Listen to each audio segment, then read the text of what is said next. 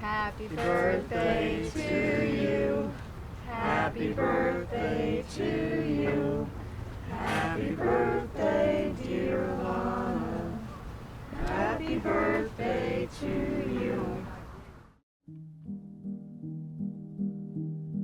So Alana was just an amazing free spirit, very happy, bubbly personality, inclusive of everybody.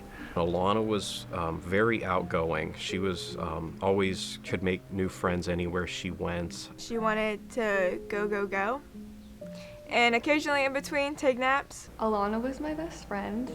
I feel like the word best friend doesn't really even cover it though, because we did everything together. She would just talk constantly. There was no silence in our house, in our life. She was very passionate about her family. Alana was the biggest daddy's girl I've ever met. Her father spoiled her rotten. Alana was a very safe driver. She made sure that both of us, or whoever was in the car, always had their seatbelt on. She was a good driver.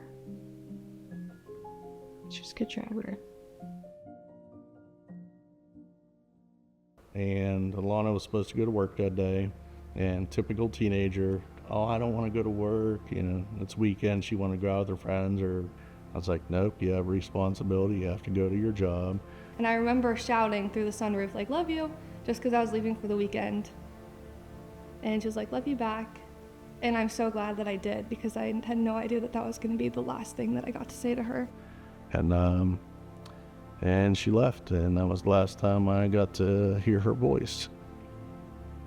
When we pulled up to the intersection, there was a loud collision with absolutely zero braking, no warning. And I will tell you, it sounded like an explosion. I hate reliving that day. There are 2 left-hand turning lanes, and there's also a lane that goes straight. So 3 people got a green light to go at the same time. Alana was the first one to proceed. But her being a very young driver, stepped on the gas immediately when her light changed to green. The other ones paused for a moment, or it may have been them. When I ran up to the motor vehicle to see Alana, she was seatbelted into the car, immediately started CPR. I will tell you, the hardest thing about CPR is that, especially in Alana's situation, is when you know you've done your best, but your best wasn't good enough. And then the police officer picked up the phone and told me what had happened. So I was the first to be notified of the crash and her death. Called my husband, and I just started screaming, she's dead. What I believe caused the crash that day was the man speeding, and I do believe he was distracted through a red light and caused a hit Alana. The man that hit my daughter was 51 years old when he hit her. He had 7.2 seconds to stop.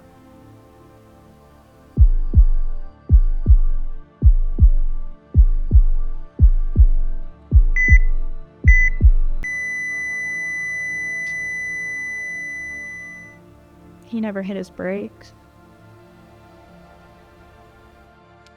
I think I was just in disbelief. Like, there's no way that could have happened. You hear about stories like that, but you never think that it's going to be you. You never think that it's going to be your friend or somebody that you love. It completely destroyed me. I didn't return to my home for 5 months because her bedroom was beside mine, and just walking down the hallway was too much. Then I finally came back home, and I just closed her door. It took me 2 years before I went into her room.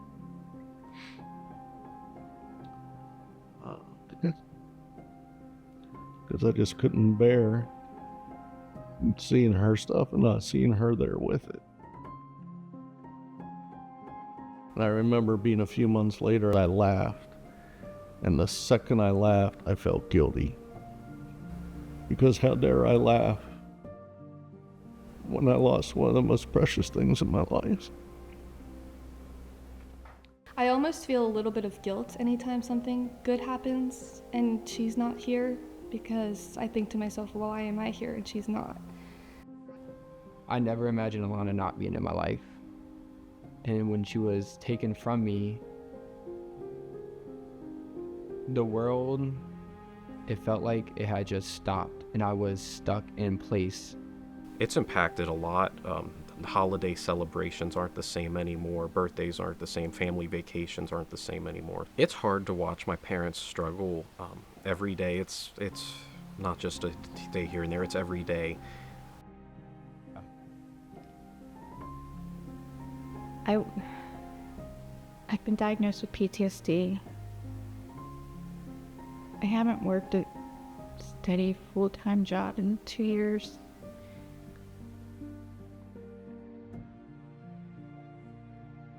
A moment of distraction took my daughter's life. It took my happiness.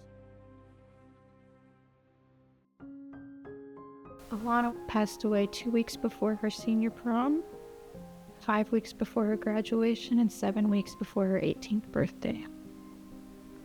We had prom coming up. I remember she had just gotten her prom dress in the mail, and graduation. Obviously, she had gotten her cap and gown.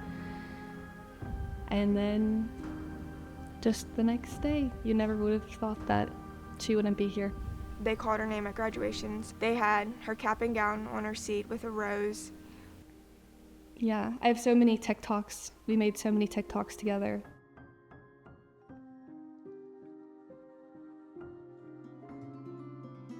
Alana's death was 100% preventable. I think that whatever you're in a hurry to get to, or whatever you think can't wait, it can.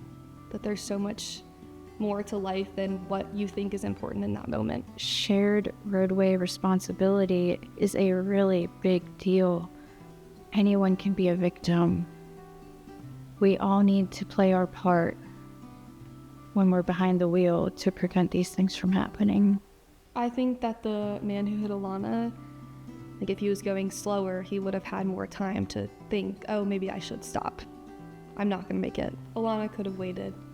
She could have stopped and not gone so quick when the light had turned green. Just because you have the green light doesn't mean it's safe to go through. The message I have for parents, for teens that are about to start driving, is provide them with as much experience as you can while you're in the vehicle with them.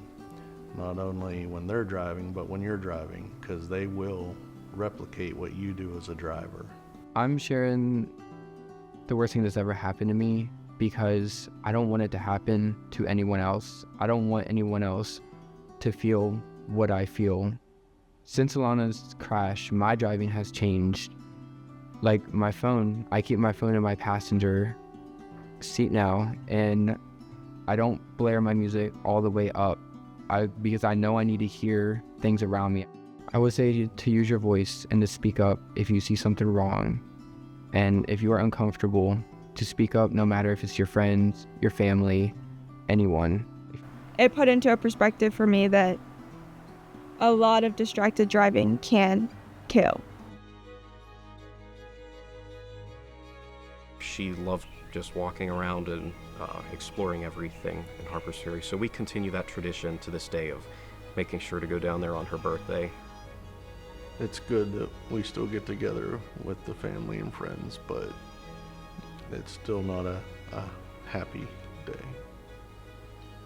It's a sad day. Everything that she is stopped the moment that she died. All of her memories stop right there. She will always be a 17-year-old girl to us, and that's all we got to see. She's so beautiful. She is beautiful. Dear Alana, happy birthday to you. It's hard not being able to say, and